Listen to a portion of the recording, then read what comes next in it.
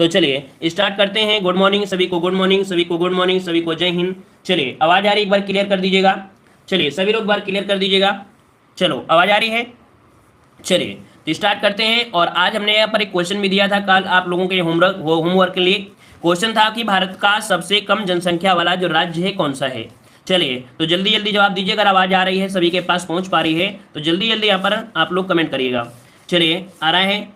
चलिए good morning सभी को, गुड मॉर्निंग। चलिए पहला क्वेश्चन आपके सामने है कि भारत का सबसे कम जनसंख्या वाला राज्य इनमें से कौन सा हो जाएगा।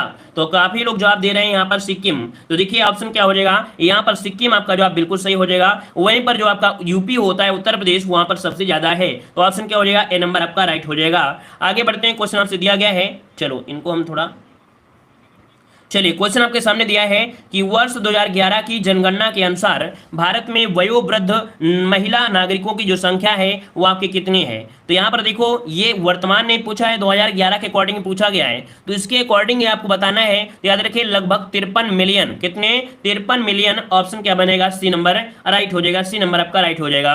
आगे बढ़ते हैं, क्वेश्चन दिया है कि वर्ष 2011 की जनसंख्या रिपोर्ट के अनुसार प्रति वर्ग किलोमीटर भारत का जो जनघनत्व है ये कितना है। तो बताइएगा कि जो जनघनत्व है ये कितना हो जाएगा। तो चलिए यहाँ पर 64 नंबर में ऑप्शन आ रहा है 382। तो ऑप्शन आपको लॉक करते हैं। याद रखिए 382 है, कितना है, तो प्रति वर्ग किलोमीटर में 382 लोग निवास करते हैं। ऑप्शन आपका सी नंबर राइट हो जाएगा। आगे बढ़ते हैं, क्वेश्चन दिया है कि भारत की आबादी की औसत आयु सीमा क्या है। मतलब देख सकते हैं भारत की आबादी का औसत आयु सीमा ये आपसे पूछा गया 65 नंबर में। तो 65 का ऑप्शन क्या हो जाएगा, भारत की आबादी की औसत आयु सीमा जो आपका दिया है यहाँ पर ऑप्शन आपका बनेगा बी नंबर 25 से 30 साल। क्या दिया है, 25 से 30 साल दिया है। ऑप्शन यहाँ पर आपका बी नंबर राइट हो जाएगा। और आगे बढ़ते हैं, क्वेश्चन दिया गया है कि वर्ष 1951 की जनगणना के अनुसार, वर्ष 1951 के, देखो अब आपसे क्या पूछा है, 1951 दिया गया है।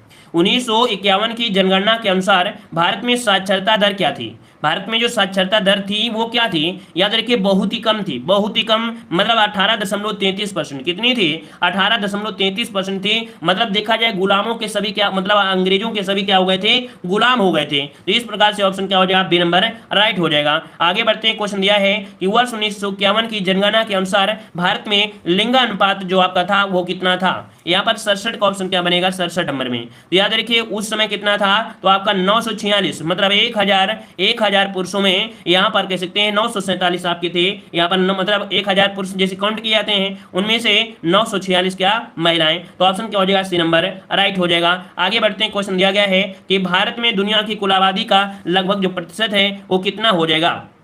चलिए यहीं पर देख सकते हैं 68 नंबर में आपने पढ़ा है 17%। क्या हो जाएगा, यहाँ पर ऑप्शन आपका हो जाएगा डी, यहाँ पर 17% आपकी हो जाएगी, ठीक है ना। और आगे बढ़ते हैं, क्वेश्चन दिया है कि जनगणना 2001 के अनुसार साक्षर व्यक्ति उसे कहा जा सकता है। मतलब देखो बोला जाता है ना सर्वाधिक साक्षर कौन है। तो ये बताइए साक्षरता दर जो आप होती है, अगर आपको ने पढ़ा होगा तो ये बताइए साक्षरता दर होती क्या है, साक्षर किसे कहते हैं।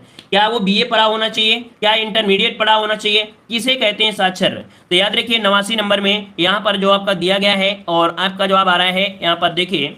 चलिए कह रहे हैं कि 7 वर्ष इससे अधिक वाला व्यक्ति, मतलब आपका ऑप्शन सी हो जाएगा 7 वर्ष या अधिक का कोई भी भाषा का समझदार पढ़ लिखता है ना, कोई भी भाषा समझदार हो या समझ कर पढ़ लिख सकता हो उसे हम लोग कहते हैं। तो ऑप्शन सी नंबर राइट हो जाएगा, ठीक है। और अगला क्वेश्चन आपके सामने दिया गया है कि भारत में किस राज्य में सर्वाधिक साक्षरता दर है। अब ये पूछा गया सर्वाधिक साक्षरता दर जो आपकी है वो कहां पर है, यहाँ पर जवाब देना है। सही जवाब इनमें से क्या हो जाएगा। तो चलिए हम आपके ऑप्शन को लॉक करते हैं। और 70 का ऑप्शन क्या हो जाएगा, केरला। केरल में अगर बात करते हैं तो ऑप्शन ए नंबर आपका राइट हो जाएगा। और आगे बढ़ते हैं, क्वेश्चन आपसे दिया है कि भारत में सर्वाधिक जनसंख्या वाला राज्य कौन सा है। सर्वाधिक जनसंख्या कहां पर है, तो आपकी ऑप्शन बी हो जाएगा, आपकी उत्तर प्रदेश में है। कहां पर है, उत्तर प्रदेश में है। और आगे बढ़ते हैं, क्वेश्चन आपसे दिया गया है, देखो मतलब हमने इकोनॉमिक्स के माध्यम में, क्योंकि इकोनॉमिक्स में ही जनगणना आ जाती है। जनगणना जो आपका भाग है ये इकोनॉमिक्स का ही पार्ट था। तो इकोनॉमिक्स में हमने जनगणना को भी जो क्वेश्चन महत्वपूर्ण थे वो आपके कवर हो गए। अब यहाँ पर बताइएगा कि महात्मा गांधी ने भारत में की स्थापना की सिफारिश की जहां लोग सरल जीवन एवं उच्च सोच के आदर्श का अनुसरण करते हैं। कुल मिला के इन्होंने चाहा था गांधी जी ने कि हम क्या करें, एक आदर्श गांव की स्थापना करें। क्या, एक आदर्श गांव की स्थापना करें। तो ऑप्शन क्या हो जाएगा, डी नंबर राइट हो जाएगा। आदर्श गांव की सिफारिश उन्होंने किया था। अब आपने देखा होगा जो एडवर्टाइजमेंट साइज वाले हैं, और गांव गांव में गली गली में एक जो बैनर चिपके होते हैं वहां पर भी लिखा है गांधी जी का एक सपना आदर्श गांव हो अपना, है ना। ऐसा आपने सुना होगा कि गांधी जी का सपना आदर्श गांव हो अपना, ऐसा शब्द आपने लिखा होगा। तो ऑप्शन क्या हो जाएगा यहाँ पर डी नंबर। आगे बढ़ते हैं, क्वेश्चन आपसे अगला पूछा गया है कि प्रधानमंत्री द्वारा घोषित निम्नलिखित योजनाओं में से कौन सा 9 मई 2015 को प्रारंभ नहीं की गई थी। तो बताइएगा कि 9 मई 2015 को कौन सी प्रारंभ नहीं की गई 73 नंबर में। तो चलिए, अटल पेंशन योजना, जीवन सुरक्षा योजना, जीवन ज्योति योजना, 3 योजनाएं इस दिन आपकी यहां पर प्रारंभ की गई थी, लेकिन प्रधानमंत्री आवास योजना इस दिन आपकी नहीं हुई। तो ऑप्शन क्या हो जाएगा, डी नंबर राइट हो जाएगा। याद रखिए डी नंबर आपका बन जाएगा। और आगे बढ़ते हैं, क्वेश्चन आपसे अगला पूछा है कि रोजगार के अवसरों की कमी की सबसे सही व्याख्या बताइए। रोजगार के जो अवसर हो रहे हैं इनकी कमी हो रही है, इसका सबसे बड़ा व्याख्या इनके सामने देखिए ऑप्शन दिए गए हैं, कौन सा आपका हो सकता है। कह रहे मजदूरों को अपने किए गए कार्य की मजदूरी नहीं मिलती है, श्रमिक जितना काम करने में सक्षम है उससे कम काम कर रहे हैं। तो देखिए बिल्कुल सही बात है कि रोजगार के अवसरों की कमी सबसे सही व्याख्या बताता है कौन, तो आपका बी वाला कि श्रमिक जितना काम करने में सक्षम है उससे कम काम कर रहे हैं। तो ऑप्शन क्या बनेगा, यहां पर बन जाएगा कौन सा, बी नंबर 74 का ऑप्शन बी नंबर राइट हो जाएगा। वास्तविक अपना टाइम ये नहीं देते हैं, ठीक है। और आगे बढ़ते हैं, क्वेश्चन आपसे दिया है कि कौन सी समिति गरीबी रेखा को पुनर्विभाषित करने एवं इसे प्राप्त करने के सूत्र को देख रेख कर रही है। देखिए कह रहा है कि गरीबी रेखा को पुनर्परिभाषित करने एवं इसे प्राप्त करने के सूत्र को देख रेख कर रही है। ये कौन सी समिति है यहाँ पर 75 में, तो ऑप्शन हो जाएगा ये है आपकी एस तेंदुलकर समिति। एस तेंदुलकर समिति है जो गरीबी रेखा को पुनर्परिभाषित करने के लिए और देख रेख कर रही है, एस तेंदुलकर समिति, ऑप्शन बी राइट हो जाएगा। ठीक है, आगे बढ़ते हैं, क्वेश्चन आपके सामने दिया गया है यहाँ पर। चलिए, कह रहा आपसे प्राथमिक क्षेत्र में श्रमिक एक वर्ष में ज्यादातर समय बेरोजगार रहते हैं, इसलिए यदि इनमें से कुछ श्रमिक प्राथमिक क्षेत्र से अन्य क्षेत्रों में स्थानांतरित किए जाते हैं तो कुछ प्राथमिक उत्पाद में कोई बदलाव नहीं होता है। इस प्रकार की बेरोजगारी को क्या कहा जाता है। बहुत अच्छी बात है कि लैंग्वेज को बढ़ाया गया है, घुमाया गया है, लेकिन इसका आंसर हमने आपको बताया था। बताइएगा कि यहाँ पर दिया गया, फिर से हम पढ़ देते हैं कि प्राथमिक क्षेत्र में, क्योंकि ये क्वेश्चन यहाँ से बनेगा ही बनेगा। ये प्राथमिक क्षेत्र में श्रमिक एक वर्ष में ज्यादातर समय बेरोजगार रहते हैं, इसलिए यदि इनमें से कुछ श्रमिक प्राथमिक क्षेत्र से अन्य क्षेत्र में स्थानांतरित कर दिए जाते हैं तो कुछ श्रमिक उत्पाद में कोई बदलाव नहीं होगा। इस प्रकार की बेरोजगारी को क्या कहा जाता है। चलिए, ऑप्शन क्या बनेगा, ये आपकी हो जाएगी अल्पकालिक या अंतर्निहित बेरोजगारी, अस्थायी या असंगठित, ऑप्शन बी। देखिएगा, इसे हम लोग अंतर्निहित बेरोजगारी कहते हैं, जिसे बोलते हैं छिपी हुई बेरोजगारी। क्या बोलते हैं, छिपी हुई बेरोजगारी कहते हैं। हमने आपको ये बताया था कि कोई भी कार्य करना है, मान लो खेत में काम करना है, एक घर में 5 व्यक्ति हैं, काम केवल हो जाएगा 3 लोगों में, लेकिन 2 लोगों को और बटोर लेंगे। चलो बउआ तुम चलो, बउआ तुम चलो जाओ, पढ़ने बाद में चले जाना, पहले खेत का काम कर लो, पढ़ाई बाद में कर लेना, है ना, ये काम हो जाएगा रात में। मतलब 2 बच्चों को एक्स्ट्रा ले गए थे, वही जो 2 एक्स्ट्रा ले गए थे, यही तो छिपी हुई बेरोजगारी है। काम करना चाहते नहीं है, मतलब पूरा अपना जो समय है, आपके अंदर क्षमता है, वो पूरा इन्होंने समय नहीं दिया है, 2 लोगों का टाइम बर्बाद कर दिया है। यही होती है आपकी अंतर्निहित या छिपी हुई बेरोजगारी। ठीक है, चलिए आगे बढ़ते हैं। क्वेश्चन आपसे अगला पूछा गया है कि 3 प्रकार के राशन कार्ड, एक है आपका अंत्योदय कार्ड, दूसरा है बीपीएल कार्ड और तीसरा है एपीएल कार्ड में सर्वाधिक गरीब लोगों का राशन कार्ड कौन सा है। तो चलिए 77 का जवाब देना है, यहां पर जवाब सही क्या हो जाएगा। चलिए बताइएगा कि सर्वाधिक गरीब लोगों का जो राशन कार्ड है कौन सा। देखिए 77 का ऑप्शन यहां पर आपका राइट क्या हो जाएगा, जो अंत्योदय कार्ड होते हैं। याद रखिए अंत्योदय वाले शायद इनको क्या होता है, शायद 107 रुपए में इनको 7 पसेरी गल्ला ऐसा कुछ मिलता है। मतलब देखा जाए यहां पर जो ऑप्शन आपका ए नंबर हो जाएगा, अंत्योदय कार्ड होता है, ये सर्वाधिक गरीब लोगों का राशन कार्ड होता है। याद रखिए ए नंबर राइट हो जाएगा। क्लियर। आइए अगले क्वेश्चन को, क्वेश्चन दिया है कि शहरों के बाहर आर्थिक सुअवसर बनाने के लिए मंडल शहरी आधारभूत संरचना और सेवाएं ग्रामीण केंद्रों में स्थापित करने का प्रस्ताव रखता है। देखिए यहां पर 78 वाले में जो ऑप्शन बी नंबर है, देखिए एक आपकी योजना आई थी, कौन सी, पूरा योजना आई थी। इसके माध्यम से शहरों के बाहर आर्थिक सुअवसर बनाने के लिए, ठीक है ना, पूरा मॉडल शहरी आधारभूत संरचना और सेवाओं ग्रामीण क्षेत्रों में स्थापित करने का प्रस्ताव रखा गया था।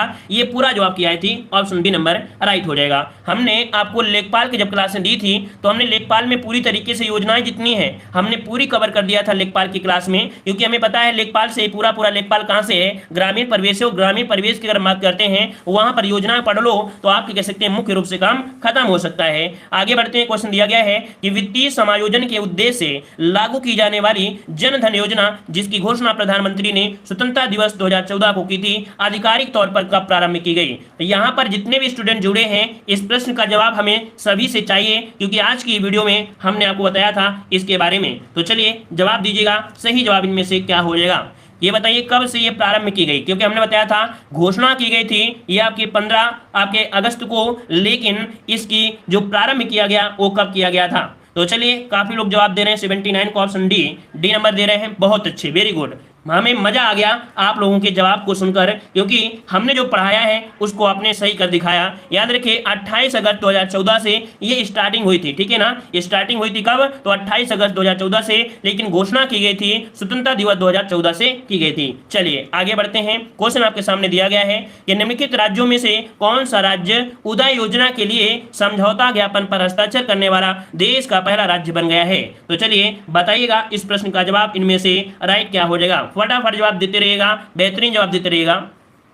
निम्न राज्यों में से कौन सा राज्य उदय योजना के लिए समझौता ज्ञापन पर हस्ताक्षर करने वाला देश का पहला राज्य बन गया है।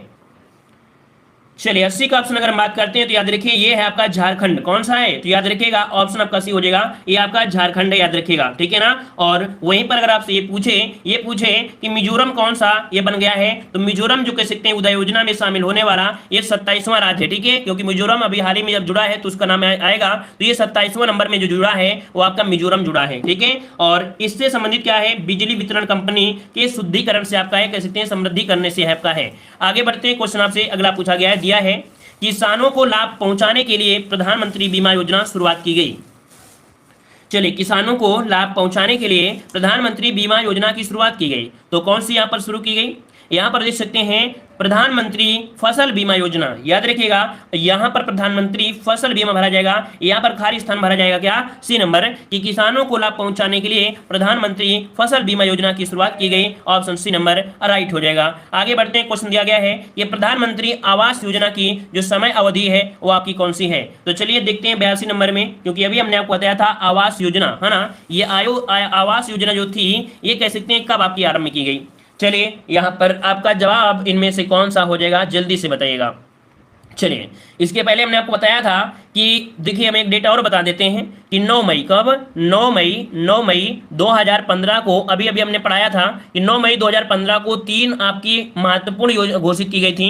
कौन, अटल पेंशन योजना, जीवन सुरक्षा योजना और जीवन ज्योति योजना, ये 9 मई 2015 को घोषित की गई थी। लेकिन यहाँ पर जो प्रधानमंत्री आवास योजना है ये कब शुरुआत की गई, तो याद रखिए 2015 और 2022 के बीच के लिए है। समय अवधि पूछा गया है, तो ये समय अवधि कितनी है, 2015 से 2022 तक की जो समय सीमा है ये प्रधानमंत्री आवास योजना के तहत सभी को यहाँ पर मिलेंगे। क्लियर है। चलिए और आगे बढ़ते हैं, क्वेश्चन आपसे अगला पूछा गया है उत्तर प्रदेश में आसरा योजना लागू की गई थी। चलिए बताइएगा यहाँ पर आपका जवाब सही क्या हो जाएगा, उत्तर प्रदेश में आसरा योजना लागू की गई थी।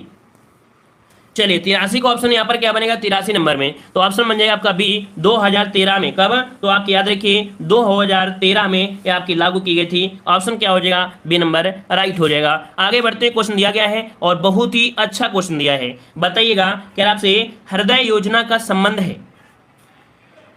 देखो हमने बताया था कि इकोनॉमिक्स पढ़ने में आपकी करंट अफेयर कंप्लीट होती है, और करंट अफेयर में जो आप लोग ढूंढा करते हैं चैनल में जा करके योजनाएं पढ़ाइए वैसे हमने पढ़ा दिया है। अब देखिए वही आपके सामने निकल कर आ रही हैं। तो चलिए हृदय योजना का जो संबंध है वो आपका किससे है, तो ऑप्शन आ रहा है डी। यहाँ पर याद रखिएगा विज्ञान एवं तकनीकी होगा क्या, या आपका यहाँ पर विरासत होगा। तो देखो हृदय योजना आपका होता है कौन सा, डी नंबर, कि राष्ट्रीय विरासत विकास, मतलब कि विरासत शहर विकास और कह सकते हैं इसको विस्तार के लिए, सुलभ जानकारी के लिए, माहौल को बनाने के लिए यहाँ पर जो शुरू किया गया, ऑप्शन डी आपके हृदय योजना है, राष्ट्रीय विरासत विकास से है। ठीक है, आगे बढ़ते हैं, क्वेश्चन दिया गया है कि सरकार द्वारा ई रकम, क्या ई रकम नामक एक नया प्लेटफॉर्म किस उद्देश्य के लिए शुरू किया गया है, ये बताइएगा। ये सरकार द्वारा ई रकम नामक एक नया प्लेटफॉर्म किस उद्देश्य से शुरू किया गया है, 85 नंबर में।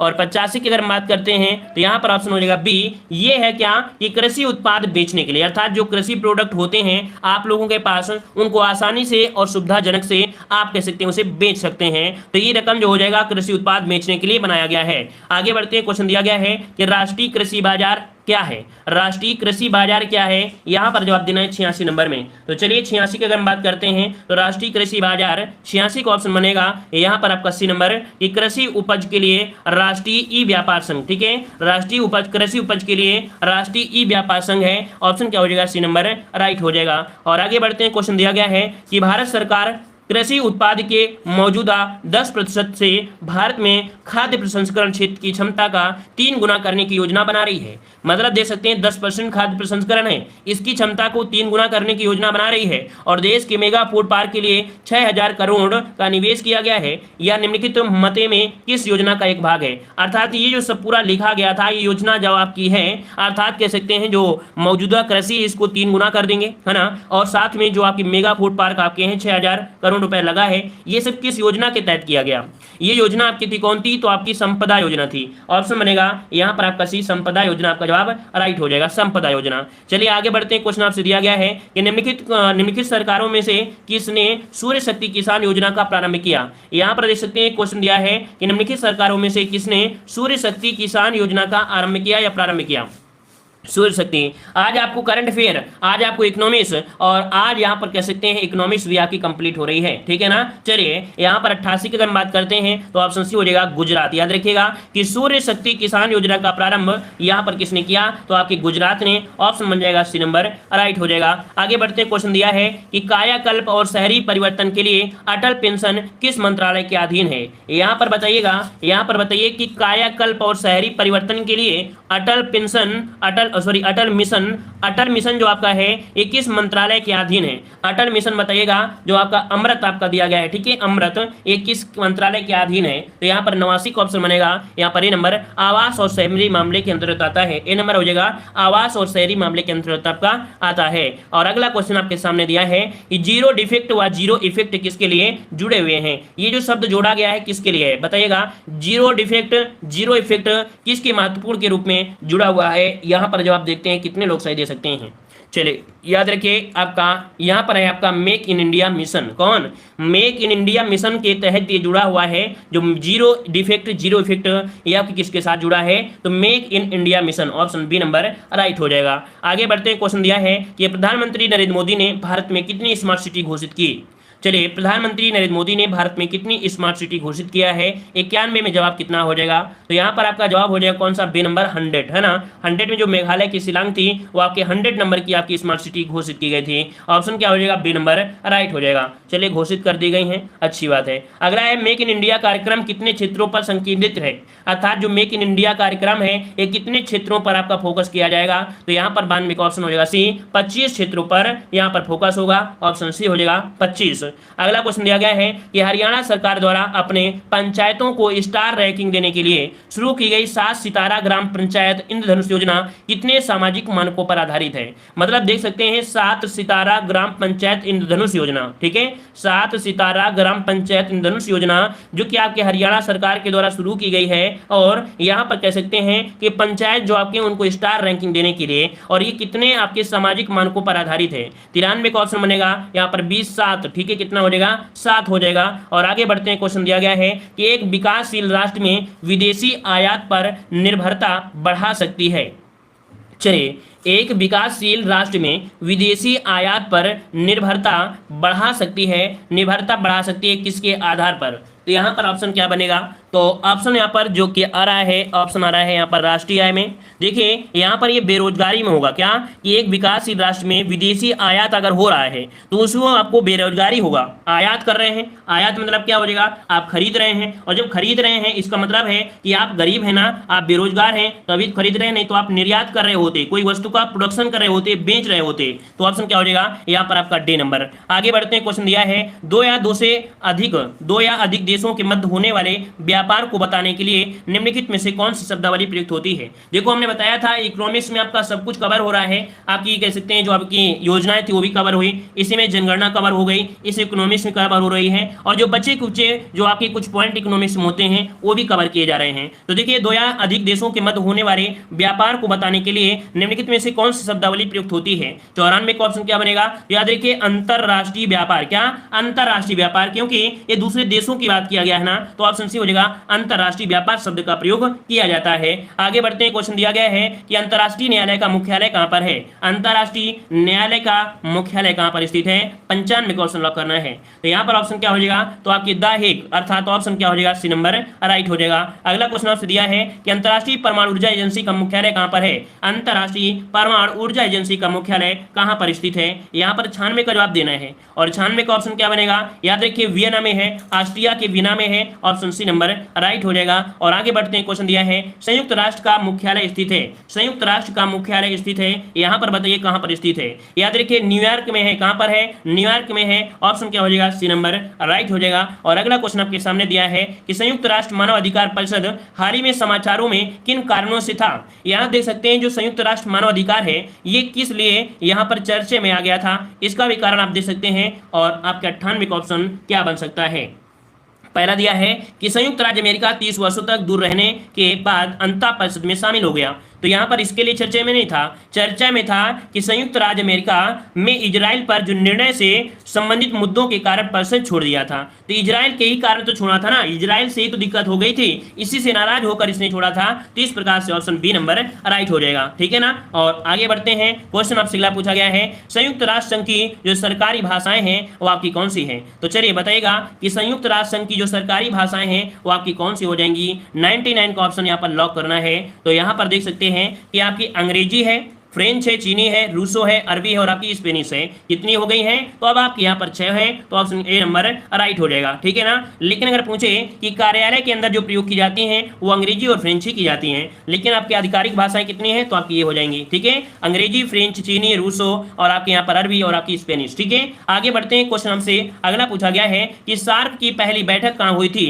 सार्क की पहली बैठक कहाँ हुई थी, आपको क्वेश्चन हमेशा मिलता होगा सार्क की मुख्यालय। तो सार्क की पहली बैठक जो कि उनके मुख्यालय ढाका में हुआ था आपके बांग्लादेश में। हमने बताया भी है कि सार्क में जो सम्मिलित आपके हैं वो आपके 8 देश आपके हैं। इनमें से जो आपका म्यांमार है पड़ोसी देश और आपका कौन सा, चीन। तो म्यांमार और चीन इसमें से शामिल नहीं है, अदर जितने भी आपके पड़ोसी हैं, है ना, और आपका भारत इसमें से शामिल है। तो ऑप्शन ए नंबर आपका राइट हो जाएगा। और आगे बढ़ते हैं, क्वेश्चन आपसे अगला पूछा है सकल घरेलू प्रसन्नता की अवधारणा विकसित की गई है। सकल घरेलू प्रसन्नता की जो अवधारणा है ये विकसित की गई है, ये किसके द्वारा, तो एक भूटान द्वारा, ठीक है, किसके द्वारा, तो आपके भूटानियों द्वारा। यहाँ पर 101 का ऑप्शन बनेगा, बी नंबर हो जाएगा। सकल घरेलू प्रसन्नता की बात किया है भूटान। याद रखिए यहाँ के लोग की अगर बात करते हैं तो यहाँ पर महिलाएं कार्य करती हैं, ठीक है, यहाँ की महिलाएं भी मनुष्य के बराबर ही कार्य करती हैं। याद रखिए ऑप्शन बी नंबर राइट हो जाएगा। और आगे बढ़ते हैं, क्वेश्चन आपसे अगला पूछा गया है कि आर्थिक सर्वेक्षण किसके द्वारा प्रकाशित होता है। ये क्वेश्चन आपको मिलता होगा मॉडल पेपर में, देखिएगा आपसे कह रहा है क्या, यहाँ पर आपसे कह रहा है कि आर्थिक सर्वेक्षण किसके द्वारा प्रकाशित होता है। चलिए बताइएगा यहाँ पर क्या हो जाएगा। चलिए काफी लोग जुड़े हैं, कह रहे हैं सर 101 क्वेश्चन आएंगे क्या। तो भैया 101 क्वेश्चन पढ़ लोगे, 101 क्वेश्चन जो पढ़ाए जाएंगे, हम तो दिन में 1000 क्वेश्चन पढ़ाते हैं, तो क्या 1000 क्वेश्चन आएंगे क्या। चलिए बताइएगा 102 का ऑप्शन, यहाँ पर 102 का ऑप्शन क्या बनेगा, सी। याद रखिए वित्त मंत्रालय, आर्थिक सर्वेक्षण किसके द्वारा, तो आपकी वित्त मंत्रालय के द्वारा, ऑप्शन क्या बनेगा, सी नंबर राइट हो जाएगा। अगला दिया है क्रीमी लेयर संबंधित है। एक शब्द आपका होता है क्रीमी लेयर, ये जो क्रीमी लेयर शब्द है ये किससे संबंधित है, 103 का जवाब देना है। तो 103 का ऑप्शन क्या हो जाएगा, ये जुड़ा है जो कि आपके सामाजिक और आर्थिक हालात होते हैं, क्या, जो सामाजिक और आर्थिक हालात रहते हैं उन्हीं से जुड़ा ये शब्द होता है क्रीमी लेयर, पूछा गया है। याद रखिए ऑप्शन क्या हो जाएगा, बी नंबर राइट हो जाएगा। आगे बढ़ते हैं, क्वेश्चन दिया है इनमें से कौन वित्तीय संस्थान नहीं है। चलिए बताइएगा सही जवाब इनमें से क्या हो जाएगा, इनमें से कौन वित्तीय संस्थान नहीं है। यहाँ पर देखिए 104 में दिया गया है ICICI, IDBI, BCCI और IFCI। देखिए ऑप्शन जो बनेगा 104 नंबर में वो आपका सी हो जाएगा। यहाँ पर जो BCCI है एक वित्तीय संस्थान आपकी नहीं है, सी नंबर। और आगे बढ़ते हैं, क्वेश्चन दिया है कि 7वें वेतन आयोग के अध्यक्ष कौन थे। 7वें वेतन आपको दिया गया है, 7वें वेतन आपको दिया गया है और आपका जवाब सही क्या हो जाएगा, तो आपके AK माथुर। AK माथुर की बात करते हैं तो अशोक कुमार माथुर, ऑप्शन क्या हो जाएगा, सी नंबर राइट हो जाएगा। और आगे बढ़ते हैं, क्वेश्चन आपसे अगला दिया गया है कि प्रथम राष्ट्रीय मानव विकास रिपोर्ट जारी की गई। प्रथम राष्ट्रीय मानव विकास रिपोर्ट जारी की गई थी, ये कब की गई थी, यहाँ पर जवाब देना है 106 नंबर में। याद रखिएगा ये जारी की गई थी 2002 में, प्रथम राष्ट्रीय मानव विकास रिपोर्ट रिपोर्ट 2002 में ये जारी की गई थी, ऑप्शन बी हो जाएगा। और अगला क्वेश्चन दिया है कि भारत में राष्ट्रीय आय की गणना निम्नलिखित में से किसके द्वारा की जाती है। तो चलिए बताइएगा कि भारत में राष्ट्रीय आय की गणना निम्नलिखित में से किसके द्वारा की जाती है। यहाँ पर जवाब देना है 107 नंबर में, और सभी का जवाब आना चाहिए क्योंकि हमने बहुत बार आपको बताया भी है। तो चलिए जवाब दीजिएगा। चलिए ऑप्शन आ रहा है CSO, केंद्रीय सांख्यिकी संगठन। ऑप्शन सी नंबर आपका राइट हो जाएगा, केंद्रीय सांख्यिकी संगठन। आगे बढ़ते हैं, क्वेश्चन आपसे दिया है कि कह रहा है RFP का पूरा नाम क्या है, जिसका उपयोग होता है IT सेक्टर में। ठीक है, IT सेक्टर में जो आपके RFP दस्तावेज होते हैं उनके संदर्भ में किया जाता है। तो आप बताइए कि RFP का पूरा नाम क्या हो जाएगा। यहाँ पर ऑप्शन क्या बनेगा 109 नंबर में। तो याद रखिए ये होता है रिक्वेस्ट फॉर प्रपोजल। क्या इसका पूरा नाम होता है? रिक्वेस्ट फॉर प्रपोजल होता है। ये कहां पर यूज होता है?